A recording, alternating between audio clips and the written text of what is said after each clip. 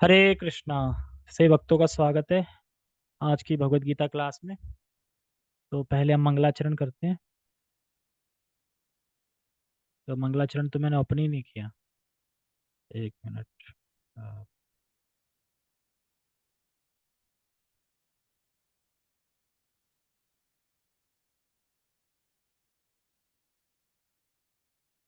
क्या बिछाना है? ये वेट वेट वेट।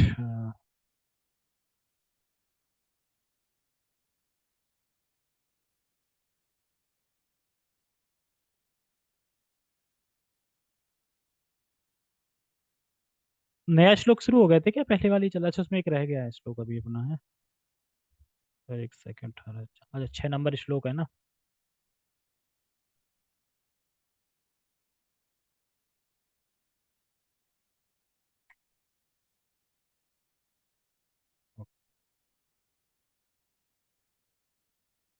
ठीक है, सो लेट्स स्टार्ट। तो पहले हम मंगलाचरण करते हैं।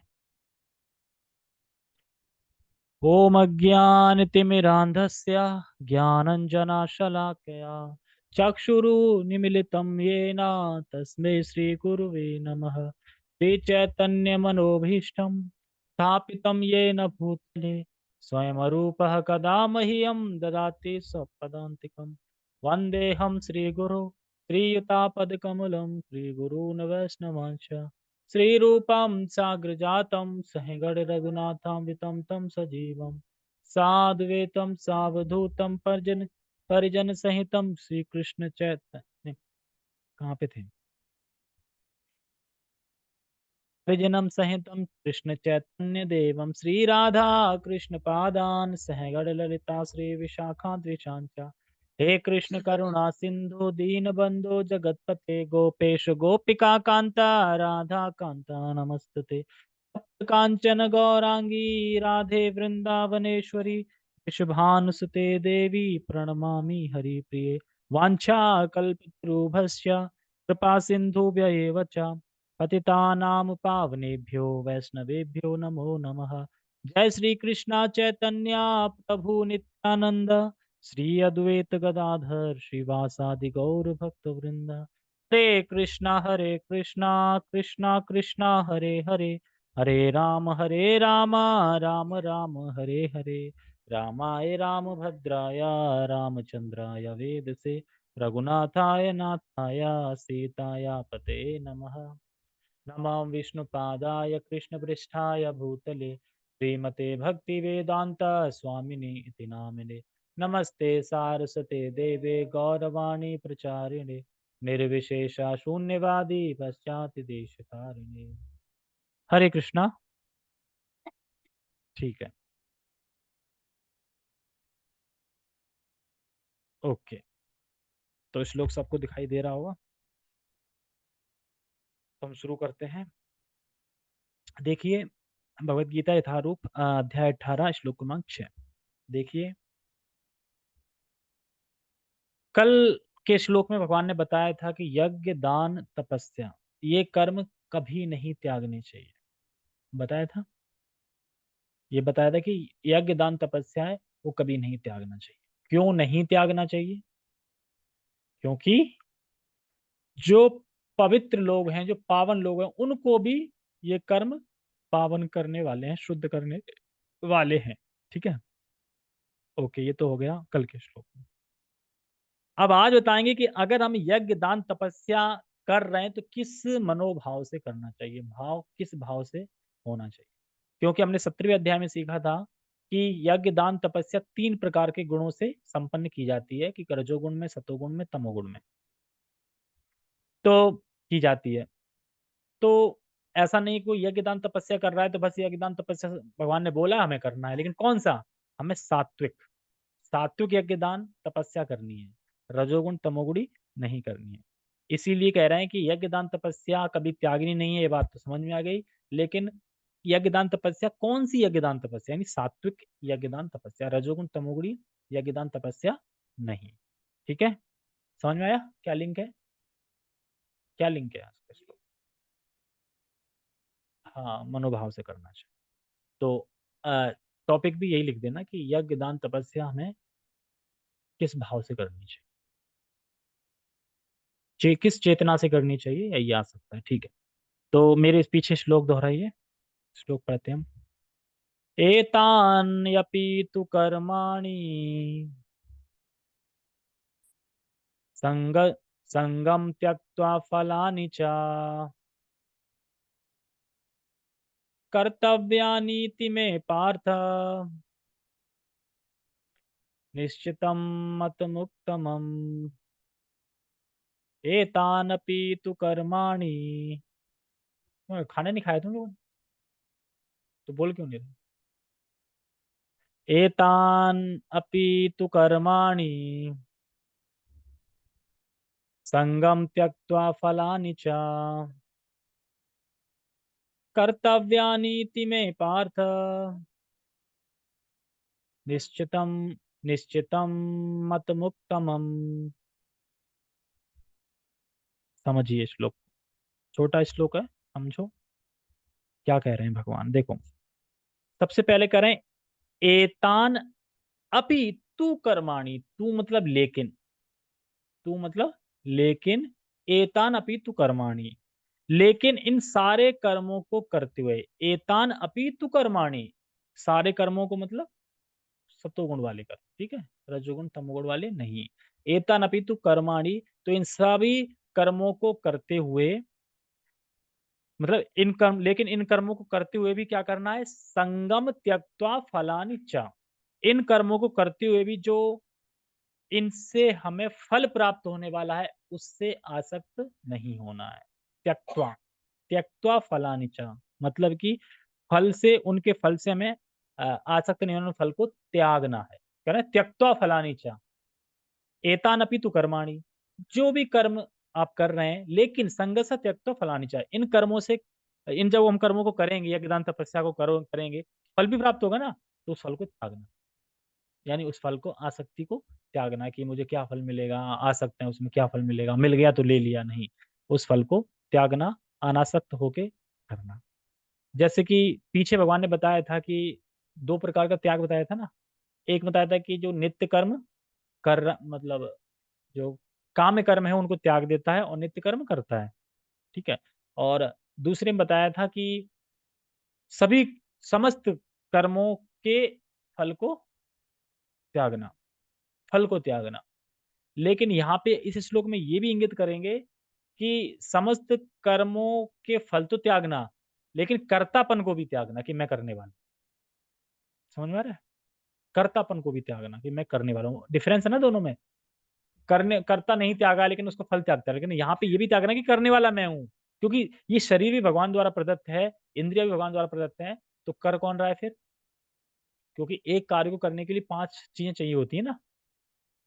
कर्म होना होता है, भगवान भी स्वयं होते हैं, और मैन अप्रूवल तो भगवान को होती है, तो करने वाले भी भगवान ही है। तो इस तरीके से हम, हाँ, तो इस तरीके से हमें समझना चाहिए। तो पहली लाइन समझ में आ गई। समस्त मतलब सारे कर्मों को करते हुए इनसे हमें जो भी प्राप्त होता है, जो भी फल प्राप्त होते हैं उनको त्यागना, उनकी आसक्ति को त्यागना। तो कह रहे हैं किस लिए करना चाहिए फिर? मतलब कर्म करने के लिए बोल रहे हैं, तो किस लिए करना चाहिए? तो बता रहे हैं कर्तव्यान नीति में पार्था निश्चितम मतम उत्तमम। अरे भाई, जब फल ही त्यागना, आसक्ति नहीं होना और में अनासक्त रहना, तो करने ही क्यों है? किस लिए करें? क्यों करें? किस लिए करने हैं? नहीं कर रहे हैं, है ना, कोई ये बोले हैं भगवान के लिए। हाँ, भगवान ने बोला है करने के लिए, इसलिए करने, इसीलिए भगवान हमें बोल रहे हैं कि क्यों करना चाहिए। तो कह रहे हैं कर्तव्य नीति में पार्थ, हे पार्थ, कर्तव्य समझकर करने चाहिए, क्योंकि ये कर्तव्य है तुम्हारा। जो क्षत्रिय कर्तव्य युद्ध करना है, वैसे ही कर्तव्य है हमारा। तो कर्तव्य समझ के ये मुझे करना चाहिए, और इससे मेरा हृदय शुद्ध होगा, इसलिए करना चाहिए, और इससे ये मेरा कर्तव्य है, इसलिए करना चाहिए।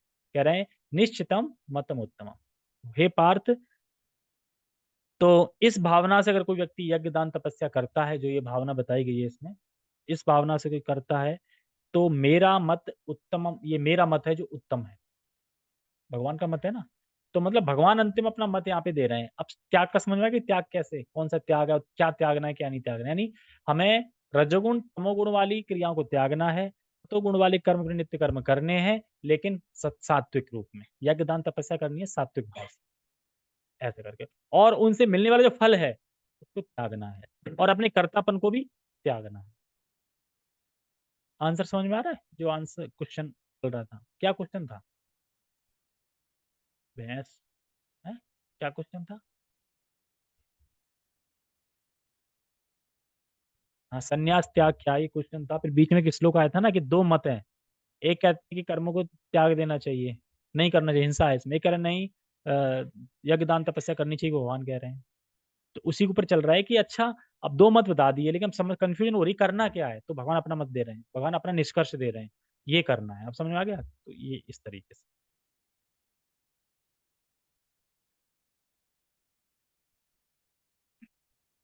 टेक्स्ट।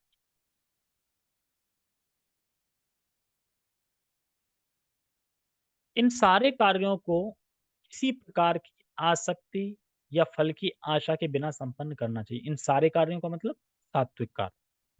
हे प्रथापुत्र, इन्हें कर्तव्य मानकर संपन्न किया जाना चाहिए, यही मेरा अंतिम मत है। कर्तव्य समझ के हमें कार्य संपन्न करने हैं, और भगवान के लिए कार्य करना है, और उसके फल से आसक्त नहीं हो, ये बता रहा है। तो मेरा अंतिम मत है, अंतिम मत है, तो बता रहे हैं इसमें, जैसे देखो, ध्यान दें, मुक्ति तब होती है जब हम सात्विक भावना से भजन करते हैं। अगर कोई भगवान के धाम जा पाता है, मुक्ति प्राप्त कर पाता है, तो कब हम भजन कौन से भाव से कर रहे हैं? सात्विक भाव से। सात्विक भाव से शुरू करेंगे, धीरे धीरे फिर दिव्य भाव में पहुंच जाएंगे, लेकिन सात्विक भाव से हमें शुरू करना होता है। क्या शुरू करना होता है? कर्म। ये बता रहे हैं इसमें। तो मुक्ति तब होती है जब हम सात्विक भावना से भजन करते हैं, या मेरा कर्तव्य है, या मुझे करना है, कम से कम सात्विक भाव से करना है, कम से कम। दिव्य भाव अलग आ गया ऊपर, लेकिन कम से कम सात्विक भाव तो होना ही चाहिए, इससे नीचे में नहीं।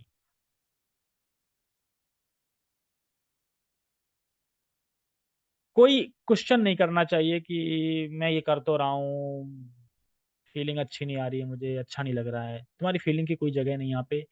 मुझे करना है, मेरा कर्तव्य है, मुझे सात्विक भाव से ये करना है, बस। ठीक है।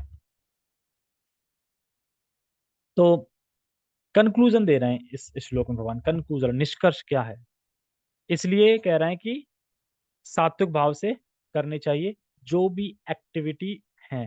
एक्टिविटी है या ड्यूटी समझ के, मतलब कर्तव्य समझ, मतलब ड्यूटी समझ के कि मैं एक पिता हूँ तो मुझे मेरा क्या फर्ज है, ड्यूटी समझ के करना है। मैं भगवान का अंश हूँ, भगवान कृष्ण मेरे स्वामी है, मैं सेवक हूँ, तो मुझे भगवान के लिए क्या करना है, एक ड्यूटी समझ के मैं करना चाहिए। क्योंकि ये सब हम करेंगे तो धीरे धीरे तभी वो दिव्य भाव आ पाएगा, कि जिसमें फिर ड्यूटी की जरूरत नहीं होती, फिर जिसमें तो रागुना लेवल पे पहुंच जाते हैं, तो उसमें तो बस हमेशा चिंतन भगवान का होता है, करना नहीं होता, अपने आप ही होता है। जैसे हम अपने आप सांस ले रहे हैं, लेनी नहीं पड़ रही है, अपने आप लिख रही है, हम सोचते भी नहीं है सांस के बारे में, नहीं तो थक जाएंगे।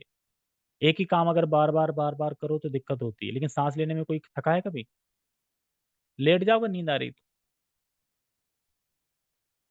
हाँ, तो लेट के सुन लो, लेट के सुन लो, कोई बात नहीं, आती है नहीं। कोई नहीं, सो के सुन लो, ऐसे भी तो सुनो, सुनो पर सुनना है, ठीक है। तात्पर्य पढ़ते हैं।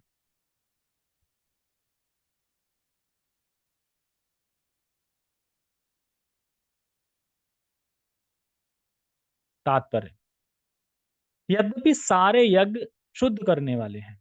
सारे यज्ञ मतलब, अब कोई सारे यज्ञ, किसी का मर्डर करना ये भी तो यज्ञ है, यज्ञ है ये। बलि यज्ञ ये भी होता है। सात्विक, सात्विक यज्ञ मतलब कि सारे यज्ञ मतलब सात्विक यज्ञ जो होते हैं, वो मनुष्य को शुद्ध करने वाले होते हैं। देखो ध्यान से सुनो। देखो, अगर मैं ये सोच रहा हूं कि इस यज्ञ कर्म को करने वाला मैं हूं, मतलब जो भी यज्ञ दान तपस्या बताई भगवान ने, वो करने वाला कौन हूं? मैं हूं। तो उसका फल भोगने वाला कौन है फिर? मैं ही तो हूं ना फिर, क्योंकि करने वाला मैं हूं तो फिर फल भोगने वाला ही मैं हूं। अगर मैं ये सोच रहा हूँ कि देखो करने वाला मैं नहीं हूँ, एक्चुअली ये शरीर इंद्रिय सब भगवान द्वारा दी गई हैं, तो एक्चुअली अल्टीमेट तो भगवान ही करने वाले हैं, और अल्टीमेट भोक्ता भी वही है। तो मैं जो कुछ भी कार्य कर रहा है वो भोक्ता तो भगवान है, मैं तो हूं नहीं।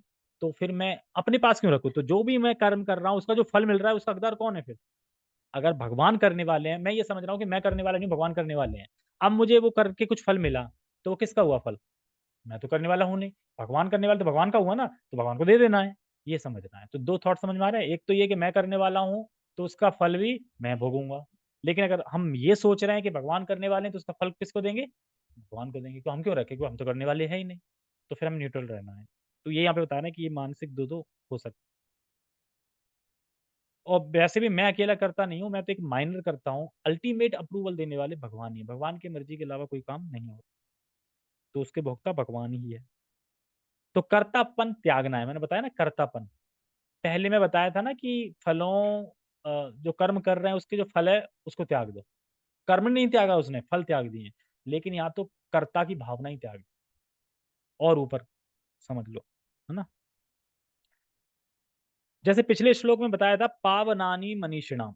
पिछले श्लोक में आया था ना पावनानी, मतलब ये जो यज्ञ दान तपस्या वाले जो कर्म है, ये तो पावनानी मनीषिणाम, जो मनीषीगण है, जो पावन है, उनको भी पावन करने वाला है। और पिछले अध्याय में कहा गया था कि यज्ञ दान तपस्या 3 गुण में होती है, सतोगुण रजोगुण तमोगुण। और पिछले श्लोक में बोला कि यज्ञदान तपस्या मनीषिणाम को पावन एवं पवित्र करने वाले हैं। तो सात्विक वाले यज्ञदान तपस्या करना है, ये समझ लीजिए। नहीं तो ये सोचे कि कोई भी कर्म करो वो पावन करने वाला है, नहीं, कोई भी कर्म करने वाला पावन करने वाला नहीं है। सिर्फ सतोगुणी सात्विक सात्विक कर्म जो होते हैं वो पावन करने वाले होते हैं। और इसमें आगे कह रहे हैं कि सारे यज्ञ मतलब सतोगुण यज्ञ, रजोगुण तमोगुण नहीं। लेकिन मनुष्य को ऐसे कार्यों से किसी फल की इच्छा नहीं करनी चाहिए। कौन से कार्यों से? सतोगुण में, सतोगुण भाव में यज्ञ दान तपस्या जो कर रहा है, उससे जो फल मिल रहे हैं उसकी इच्छा नहीं करनी चाहिए। देखो, कर्म करना मेरा कर्तव्य, मैं कर्म कर रहा हूँ। फल की इच्छा मैं क्यों करूं? क्योंकि फल तो हमारी इच्छा करने से मिलेगा भी नहीं जैसा हम चाहते हैं। फल तो भगवान की इच्छा से ही मिलेगा। तो हम इच्छा ही क्यों करें? जो मिले भगवान को प्रसाद समझ के उसे स्वीकार करें, भगवान को वापस ऑफर करें वो चीज, है ना। इस तरीके से। तो इसीलिए हम पे बता रहे हैं कि ऐसे फल की इच्छा नहीं करनी चाहिए। दूसरे शब्दों में जीवन में जितने सारे यज्ञ भौतिक भौतिक उन्नति के लिए हैं, उनका परित्याग करना चाहिए।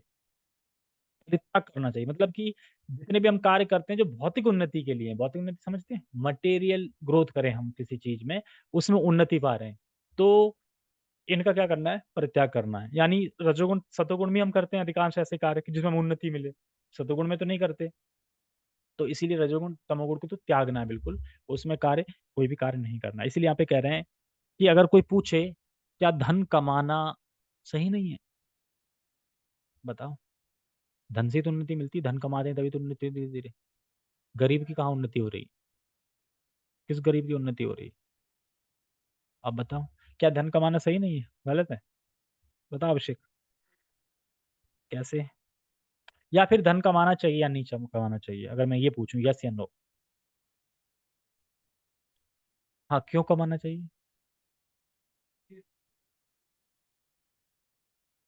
हाँ, शरीर चलेगा और भगवान की सेवा होगी। अब मैं पूछूं कितना कमाना है धन? हाँ, मतलब जितना शरीर निर्वाह हो जाए और भगवान को पूरी पकवान बनाने के लिए, दाल चावल के लिए पैसा हो, उतना कमाना है। कहने मतलब यह है कि धन इतना नहीं कमाना है कि पूरी जिंदगी धन कमाने में ही बिता दी और भगवान का भजन ही नहीं। समझ में आया? जिस तरह सब्जी में नमक उतना ही अच्छा लगता है स्वाद बीज का, ज्यादा हो जाएगा तो खेल खराब, कम होगा तो भी खेल खराब। कम में थोड़ा ऑप्शन रह जाता है कि हम जैसे तैसे करके कर लेते हैं, लेकिन ज्यादा हो जाए तब कोई ऑप्शन है फिर? ज्यादा हो गया कड़वा तो फिर तो वो बेस्वाद हो गया सब। तो इसीलिए ज्यादा धन भी बेकार होता है। धन मतलब कि मेर का उतना जितना हमारा लाइफ चलती रहे और हमारी भक्ति करने के लिए जो हमें साधन चाहिए, भक्ति करने के लिए जो हमें सुविधा चाहिए, वो हमें पर्याप्त मिलती रहे उस, क्योंकि धन से तो मिलेगी ना। हमें बोलूँ आज ठाकुर जी के लिए ना दाल चावल का भोग लगाओ, भोग बनाओ। अब दाल चावल के पैसे ही नहीं है तो कैसे भोग लगाएंगे? बहुत से लोगों के दाल दाल चावल के पैसे नहीं है, जो मिल रहा है बस उसी से करते हैं, और बहुत से लोगों के पास है भी। तो इसीलिए यहाँ पे कह रहे हैं कि धन कमाने का उद्देश्य बस ये होना चाहिए कि भगवान की भक्ति करने के लिए, भक्ति करने के लिए जो सुविधा है वो सुविधा हमें मिल जाए। कुछ पकवान बनाना है, कभी कभार फीस्ट भी बनानी है, तो उसके लिए भी पैसा हो। ठीक है। लेकिन इन यज्ञों से मनुष्य का अस्तित्व शुद्ध हो और जो आध्यात्मिक स्तर उठाने वाले हों, उनको कभी बंद नहीं करना चाहिए। कौन से कर्मों का त्याग कर देना चाहिए, बता दिया, जो भौतिक उन्नति के लिए। कौन से कर्मों का त्याग नहीं करना चाहिए, जो आध्यात्मिक स्तर तक उठाने वाले हों, कृष्ण भावना में जोड़ने वाले हों। ऐसे कर्मों को कभी बंद नहीं करना चाहिए, यानी हमें हरे कृष्णा कभी बंद नहीं करना है, भगवान की भक्ति कभी बंद नहीं करनी है, जब तक सांस है तब तक करनी है। तो ये बताए क्या हम, जैसे कि अभी भगवत गीता, ये भी यज्ञ है एक तरीके से, मैं बोल रहा हूँ आप लोग सुन रहे हो, ये भी यज्ञ है। भगवान भगवत गीता में 18वें अध्याय में आगे बोलेंगे श्लोक में कि जो कोई गीता का पाठ करता है, गीता करता है, तो वो भी मेरी बुद्धि से पूजा करता है, मतलब ये भी यज्ञ करता है। तो यज्ञ के बारे में है कि जो व्यक्ति भगवान गीता का अध्ययन करता है, वो ज्ञान यज्ञ के द्वारा मेरी आराधना करता है। किसके द्वारा? ज्ञान यज्ञ। कौन सा यज्ञ हो गया ये? ज्ञान यज्ञ के द्वारा आराधना करता है भगवान की, सिर्फ गीता पढ़ने से। यानी गीता पढ़ना भी एक पूजा है, आराधना है भगवान की। हम होते हैं ना, हम पूजा करते हैं कि पूजा तो कर ही नहीं पाई, ये पढ़ना भी पूजा है एक तरीके से भगवान की, क्योंकि हम ज्ञान यज्ञ के द्वारा कर रहे हैं। ज्ञान मतलब पढ़ के इस तरीके से करना है, तो किसी को वो नहीं होना चाहिए। जैसे जप के संबंध में बताते हैं कि अकेले में करना और सबके संग करना, किस में जप अच्छा होता है? संग मतलब भक्तों के संग में करना, जूम पे करना, अकेले करना, हम लोग को अकेले में बैठे साथ में अच्छा लगता है ना जब करना। तो वही बता रहे हैं कि इसीलिए ये ऐसी चीज है ना कि पहले हम अकेले करते थे, मन नहीं लगता था, भागता था, फिर हम संग में करने लगे। लेकिन करते रहो करते रहो करते रहो, एक दिन फिर अकेले में भी आनंद आने लगे, क्योंकि जिस तरीके का रस मिलेगा ना, तो कहीं पे भी वो स्थिति होगी, कहीं पे भी तुम जपा करना, क्योंकि हमेशा तुलसी महारानी साथ होंगी, हमेशा भक्त चिंतन में साथ होंगे, तो हमेशा जप करना सही लगेगा। तो कहने का मतलब यह है कि कृष्ण भाव तक पहुंच, उनको कभी बंद नहीं करना चाहिए, ठीक है। जिस किसी वस्तु से कृष्ण भावना तक पहुंचा जा सके, उनको कभी बंद नहीं करना चाहिए। जिस किसी भी वस्तु से कृष्ण भावनामृत तक पहुंचा जाए, उस चीज को कभी बंद नहीं करना चाहिए। समझे? कौन सी चीज को? किस वस्तु से? जैसे कि यूट्यूब। अब यूट्यूब से हम नहीं सहारा मिल रहा है, जूम से नहीं मिल रहा है। जूम एक वस्तु है, उस वस्तु से हमें कृष्ण भावना तक पहुंचने के लिए मिल रहा है ना सहारा, कथा कर रहे हैं। तो अब ऐसी वस्तु को यूज करना चाहिए, त्यागना बंद नहीं करना चाहिए। मान लो पहले यूट्यूब से मतलब नहीं था, पहले जूम से भी मतलब नहीं था, पढ़ाई इतना पता था पढ़ाई वढ़ाई, लेकिन जैसे ही पता चला कि इसमें कथा भी हो सकती है, तो फिर हम यूज करने लगे। टेलीग्राम से मतलब नहीं था, पता चला कि टेलीग्राम में अच्छा ग्रुप बन जाता है, उसमें मतलब सही से प्रचार हो जाता है, तो फिर व्हाट्सअप में सही से करो प्रचार, तो उसमें भी प्रचार हो जाता है, तो फिर यूज करने। तो वही है, जिस वस्तु से। हाँ हाँ। नहीं, उसमें भी ग्रुप व्हाट्सएप भी काफी अपडेट हो गया है, उसमें भी काफी चीजें आ गई हैं, लिंक विंक पता नहीं क्या, लेकिन टेलीग्राम उससे अभी ऊपर है, फिर टेलीग्राम में काफी ऑप्शन है। सो ठीक है, आगे बढ़ते हैं। तो कभी बंद नहीं करना चाहिए।